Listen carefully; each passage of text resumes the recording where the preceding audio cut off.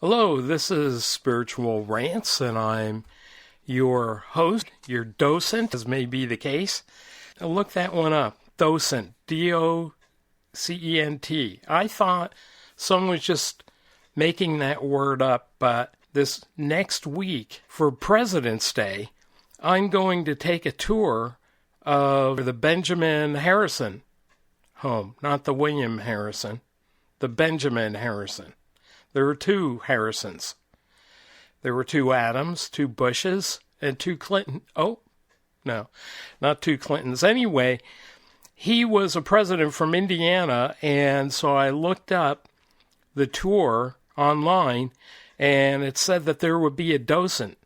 So that can be your word of the day.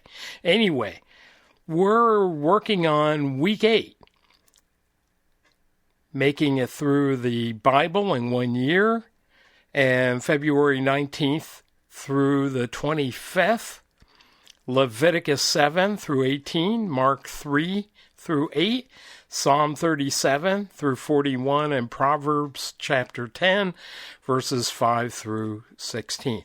And you can find my commentaries on all those passages by day at spiritualrants.com or jerryrothhauser.com. If you have trouble spelling that, it'd just be spiritualrants.com. And really what you should check out on Facebook, if you're on Facebook anyway, check out OYB, 1 Year Bible. Now, it's not 1 Year Bible, it's OYB. And I post all the commentaries for each day on that site. But if you go to spiritualrants.com, you can check it out and sign up, and I won't even know who you are or that you've signed up, and you can get notifications each day at about midnight for the readings for that day. All right, now, what are we going to talk about today? Something near and dear to my toe. It's what I call a toe story, because what we're going to be talking about mainly is the atonement. You know, if you've been listening to these podcasts, you know these jokes don't get any better as time goes on. At any rate, here's what happened. When I was in college, like a sophomore, I was taking a core curriculum course, meaning there were certain subjects I had to take: psychology, sociology, science, things like that. Philosophy, I took Aristotle. Anyway, so I took a science course, and a few weeks into the course, the professor asked for volunteers. Who would be willing to dip their toe into a Petri glass and see what would happen? So my arm shot up. And my girlfriend, who I had all during college and really kind of led me to the Lord, told me to shut up. But I raised my hand, and the prof said, okay, take off your shoe. And we didn't have to take our socks off, but just the shoe, and then dip your toe into the Petri glass. There was some kind of something in there that would blossom into something, but we didn't know that. Anyway, I dipped my toe in there, and then we came back to class probably a couple of days later and checked out the Petri glasses with our names on them. And guess what? It looked like an African jungle. I mean, it was just a mess. All kinds of stuff that had grown in there, just from putting my toe in there. So as a result, all these past decades since then, I find feet and toes to be disgusting. Now, if you enjoy things that are disgusting, you'll really like the book of Leviticus. What is the book of Leviticus about? Not petri glasses, not about feet, although actually I'm going to talk about feet and toes in a few seconds. But Leviticus is named after ancient Jews who wore Levi's. No, they didn't. No, they were Levi's. They were all related to Levi. Now, do you remember the 12 patriarchs? I mean, you don't have to remember all their names, but there's probably a few of them you might remember. There was Levi. There was Judah. We've talked about Judah and Reuben, the namesake of the sandwich. But that has nothing to do with the scripture either. It was probably just someone named Reuben that came up with that sandwich. And, of course, there was Joseph. We talked about him a lot. And then his sons, Manasseh and Ephraim. And he played one of the untouchables in the FBI. No. He is an announcer on PTL Network, and I'm sure that's where he got his name from. But at any rate, there were 12 patriarchs, and then it gets complicated a little bit from there because of Joseph having 2 sons that got grafted in. But anyway, there were 12 of the patriarchs, and they all got allotments, or their descendants did, after Moses crossed the wilderness with all of the tribes. They all got an area of Israel, which was the promised land at that point. And things were divided up in 12s. At any rate, one of them didn't get anything. That was the descendants of Levi. I'm not going to get into all the complications of how it still ended up being like 12 areas, even though there were like 14 guys mentioned. Actually 12, 13, 14, right. And it was the Levites. See, they were called Levites because they were related to Levi. And they were a special tribe. They didn't get any land. What they did was get places to live in all of the other divisions of the Jews, because their job was to minister. And at any rate, to shorten a long story, Leviticus is about the Levites who were the ministers. Now, Moses, you know about Moses, and you probably, if you've been reading, you would have to recognize the name of his brother, Aaron. Aaron was the first high priest.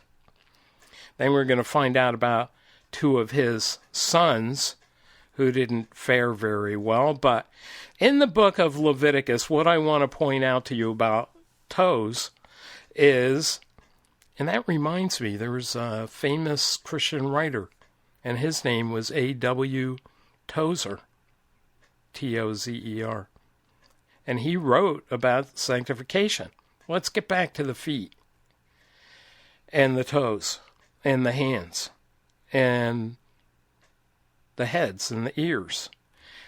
I'll just read it to you and maybe make some remote sense of all my blabbering here. Leviticus chapter 8, verse 23, Moses slaughtered, was an animal, and took some of the blood and put it on the lobe of Aaron's right ear, and on the thumb of his right hand, and on the big toe of his right foot. I wouldn't like that because it's like disgusts me. But anyway, they probably had sandals. They took them off and they took put blood on his toe, on his hand, and on his ear.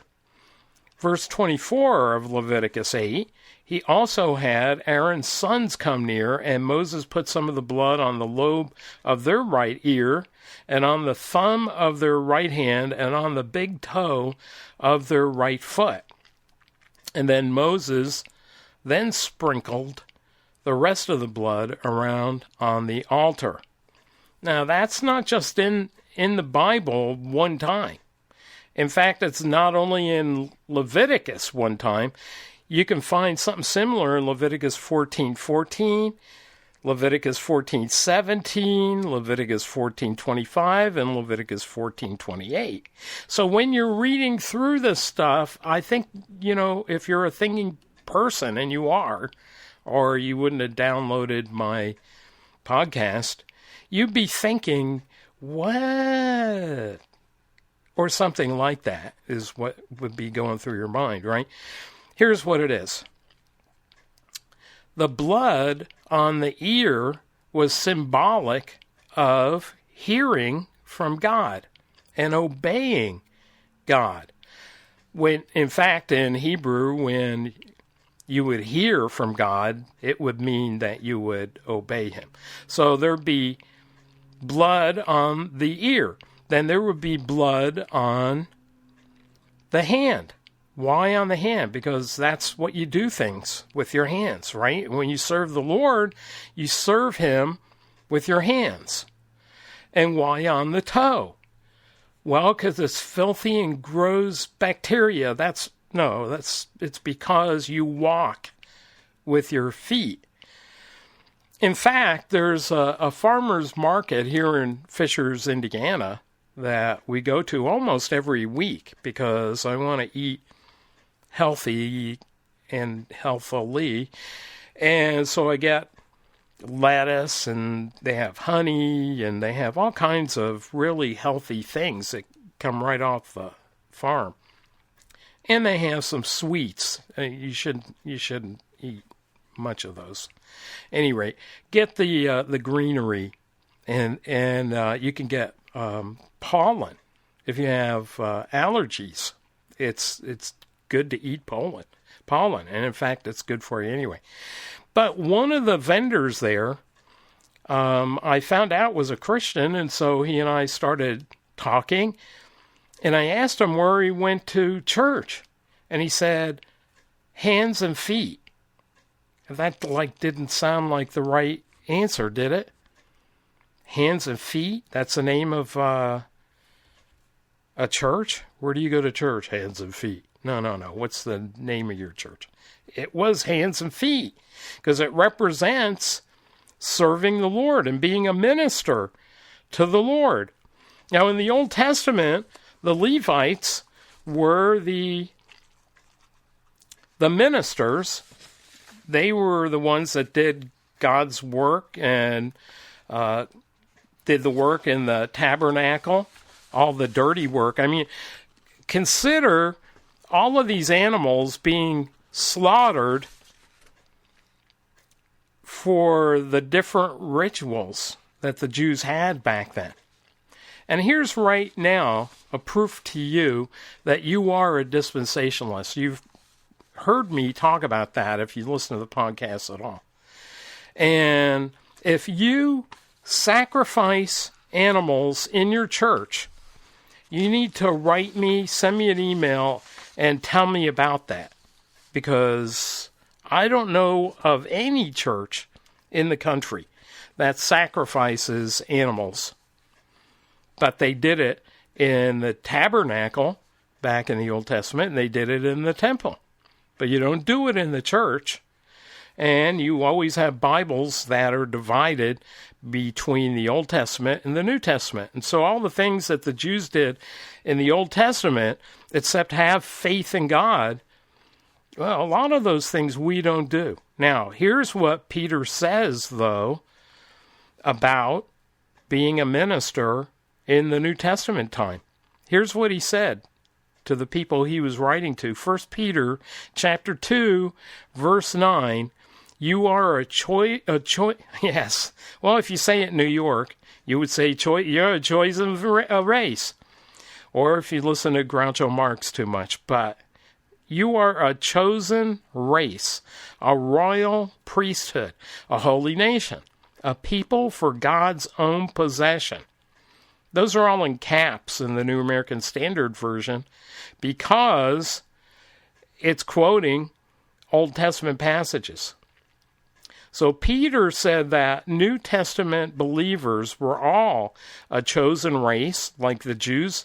They're all a royal priesthood, like the Levites.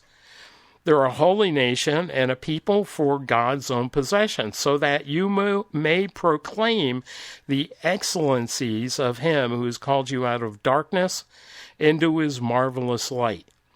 And verse 10 in 1 Peter 2 says, you once were not a people, but now you are the people of God, and you had not received mercy, but now you have received mercy. So in the Old Testament, we see a lot of things that are illustrations of things that are in the New Testament. Here's a scripture that says that, and I'm quoting it out of the King James. If you want to memorize something, it's easier.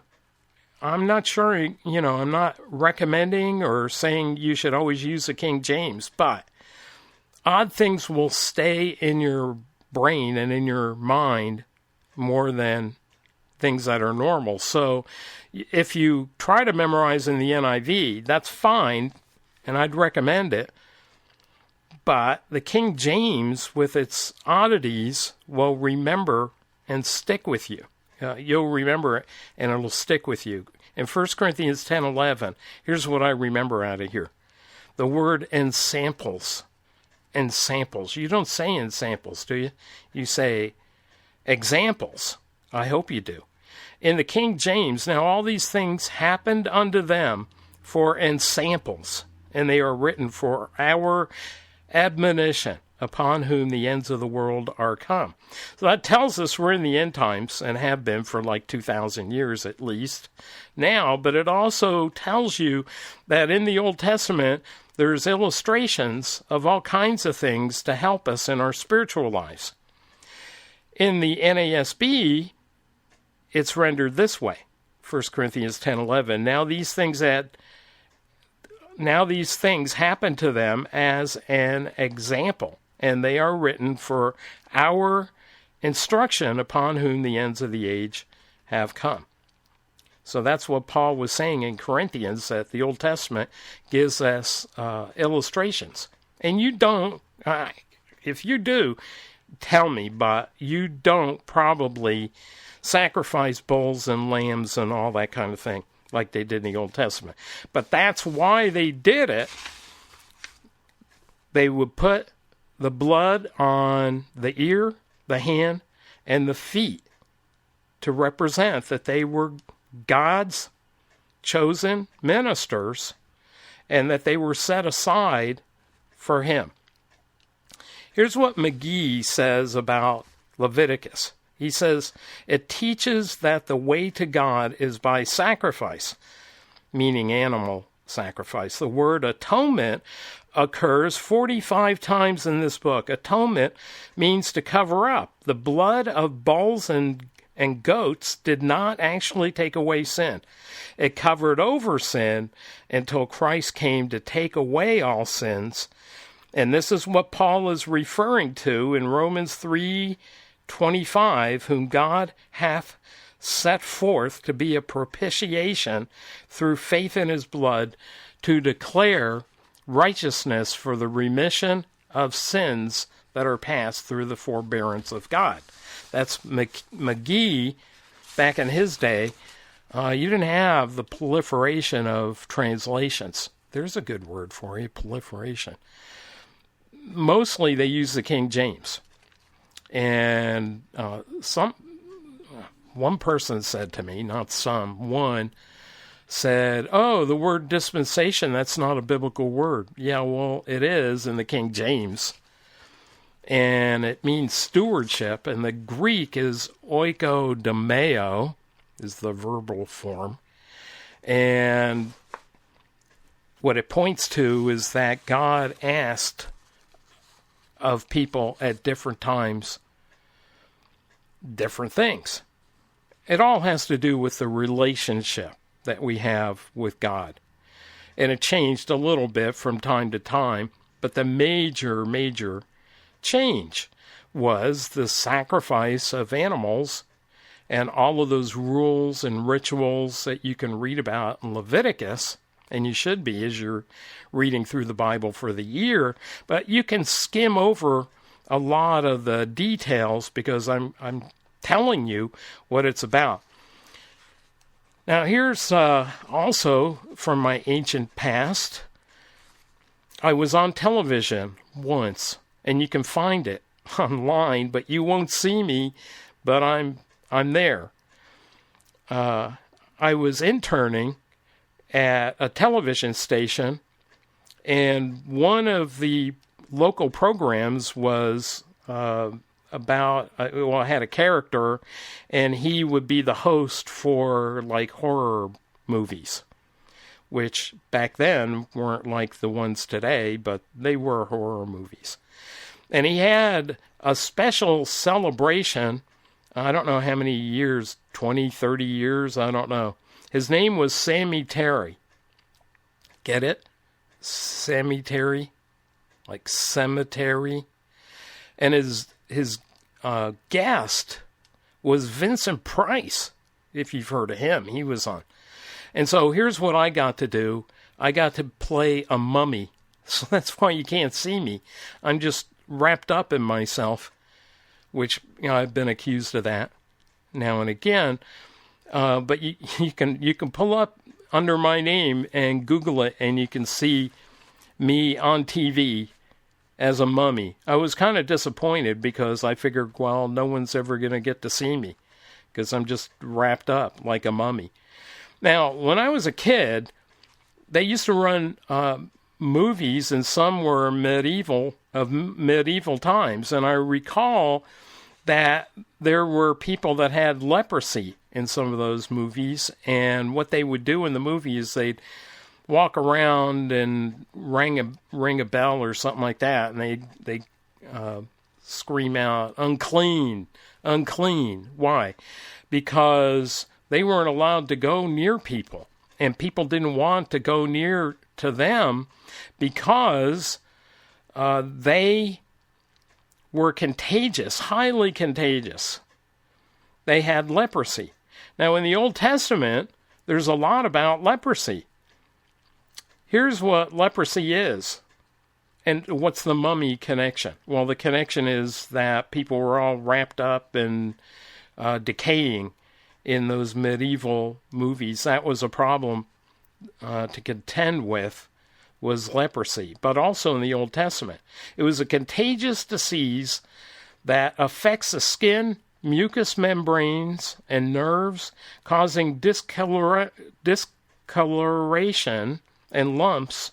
That's like a coloration, only a discoloration, and lumps on the skin, and in severe cases, disfigurement and deformities. Leprosy is now mainly confined to tropical Africa and Asia, and it's also called Hansen's disease, which is odd. The maiden name of this one gal I knew when I was going to one of the seminaries was named Hansen. She was beautiful, but, that's not her name now because she got married to one of my best friends. So anyway, it was a chronic bacterial disease of the skin. It was disgusting. Again, Leviticus, You want to read something disgusting, read Leviticus, all the rules and stuff in there. And yet, some of the people who had those things, had leprosy, have been cured. And they would have to be pronounced clean by the priests. If they thought they had been cured, they would be tested, and then the priests would have to declare them clean and cured.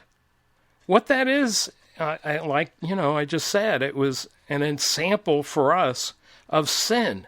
That's what sin does to us. It eats us away, and it's a sickness, and yet we can be cleaned of it, and that is what we call atonement. When we trust Christ, atonement, I would say the shortcut definition of that is at 1 mint. Of course, it's got the toe in there too. I have to mention that because it is a toe story. But atonement is when we can be at one with God, which I've repeatedly said is the theme of the Bible. Rebellion leads to death, and relationship leads to life. And when we've trusted Christ, who is the way, the truth, and the life, we can have a relationship with God. Don't miss the story of Nadab and Abihu. Abihu is probably the better pronunciation. Both sons of Aaron who were priests, and they brought strange fire, it says in the King James, to God. It was unauthorized, if you read another translation. And it's possible that they brought coals at the wrong time of day, that they went into a part of the tabernacle that they weren't allowed to go into, only the high priest, and only once a year. It's possible that they did that. We don't know. It's one of those two things. Or it could have been because the priests weren't supposed to be drinking alcoholic drinks, wine or other fermented drink, in Leviticus 10:9. And if they had done that, it'd be a third violation. And what happened to them, the same as Ananias and Sapphira in the New Testament, they just got struck down. It was the early days of this ritualistic system for the Jews, and God wanted to keep it clean. And so he knocked out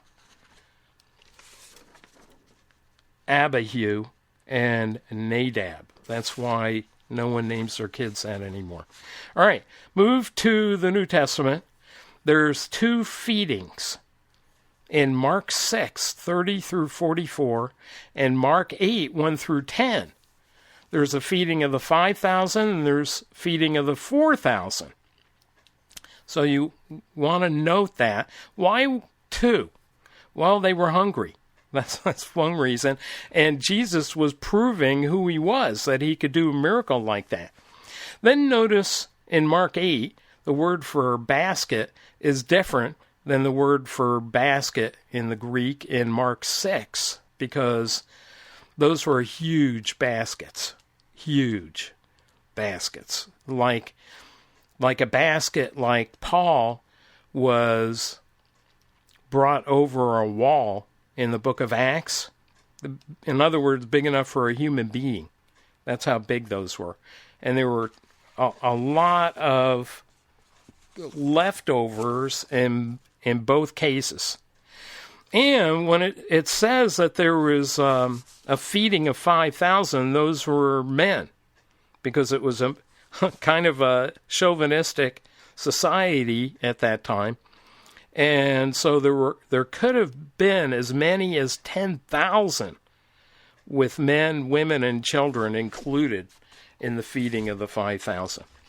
And then, well, wait, that was the feeding of, 5,000. Then the feeding of, I guess it was the 4,000, could have been as many as 15,000 to 20,000, including women and children.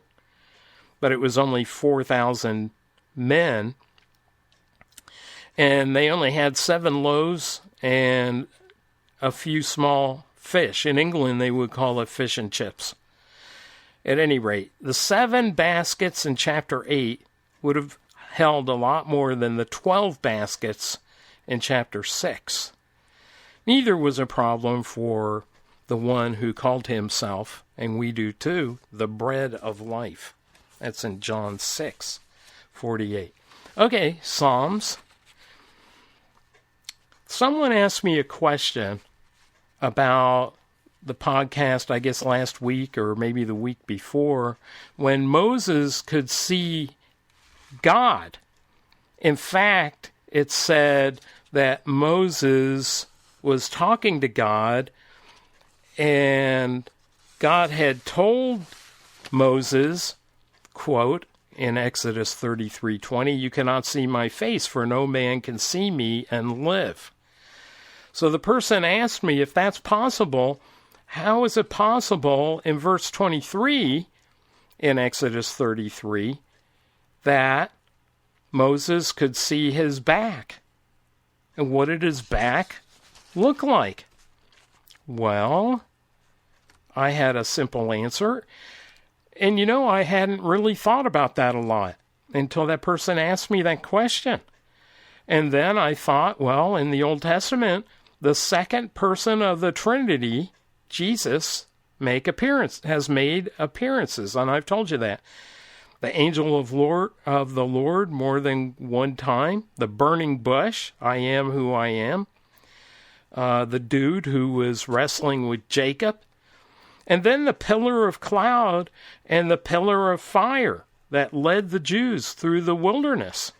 I think all of those were Jesus. In Exodus 13:21, the Lord was going before them in a pillar of cloud by day to lead them on the way in a pillar of fire by night.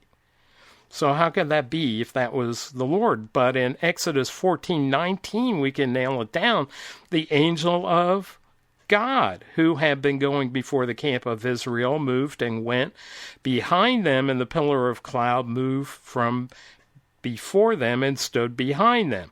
So who could that have been? The angel of God? Well, I think it was Jesus. So Moses actually saw Jesus from behind. All right. I'm not going to cover anything in Proverbs because I'm already at the 32-minute mark.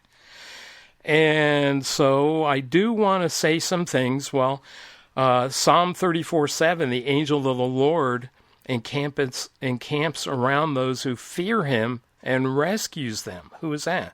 It's Jesus, right? Now, that wasn't in this week's reading. It was, I think, last week's reading, Psalm 34:7. But it fits in with that theme of Jesus being in the Old Testament. But remember, we tackled the beginning of Psalm 37, and I'm only giving you, I'm just gleaning and giving you some examples of some things.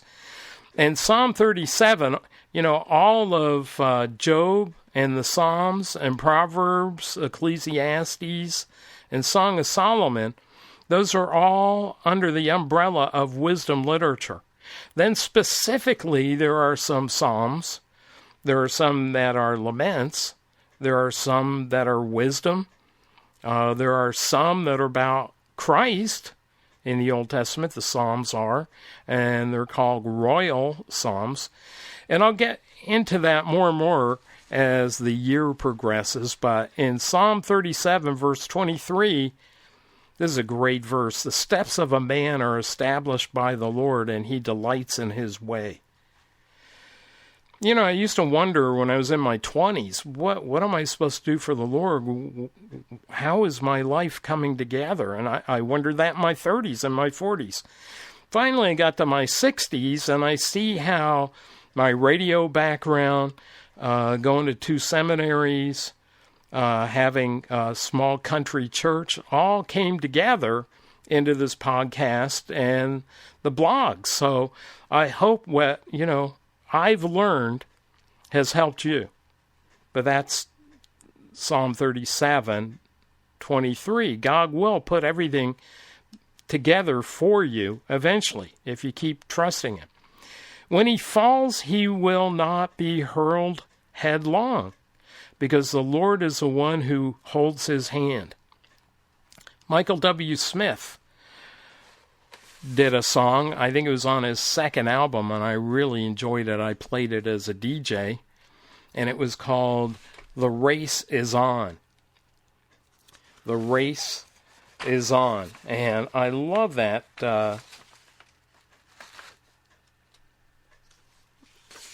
song. When I was parking cars, of course I was wondering, why am I doing that? before I went to seminary. I was parking cars at the Atlanta Hilton, and a guy said to me, hey, there's Michael W. Smith's song that says, though you fall, something about you'll get up again. And I thought, what am I, Daniel? He gives me his dream, and I'm supposed to tell him the dream and the interpretation. But anyway, it was from that song, The Race is On. The NIV, though he may stumble, he will not fall, for the Lord upholds him with his hand. That's the NIV. Anyway, great verse. Check it out as you're doing your reading for the week.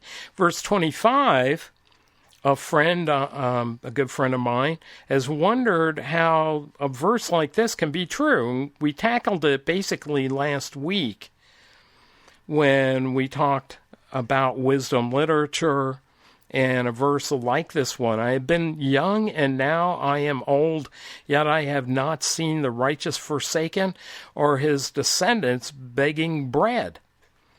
And this friend of mine said, I think I've seen Christians who don't have enough money to make things meet.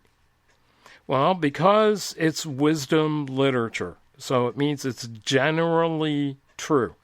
There's exceptions, but generally you trust the Lord and ultimately you'll be fine. When you get to heaven, everything will, it'll all work out. And here's how you can be sure that that happens. Psalm 37, verse 34, wait on the Lord, keep his way, and he shall exalt thee to inherit the land. When the wicked are cut off, thou shalt see thee. Obviously, I used the King James on that. I have no idea why I did, but wait on the Lord is usually in even modern translations. Wait on the Lord means you continually trust him. Continually trust him, and everything will work itself out. Trust him for salvation. Believe that, take it as truth that you're a sinner. That's the leprosy has worked its way through all of humanity. And Christ died in our place. That's the atonement. That's a representation of the blood back in the Old Testament. His blood is what frees us now, that his sacrifice of the Lamb, with all caps, the Lamb, have made us one with God. And if that's the case, then we're saved throughout eternity and we'll be going to heaven. Ephesians 2, 8 and 9, if you want to look that up. We're at the 38-minute mark. It always seems to be every week. So Jerry Rothhauser here, Spiritual Rants. Be looking for our week 9 podcast, and this was week 8. See you later. Bye.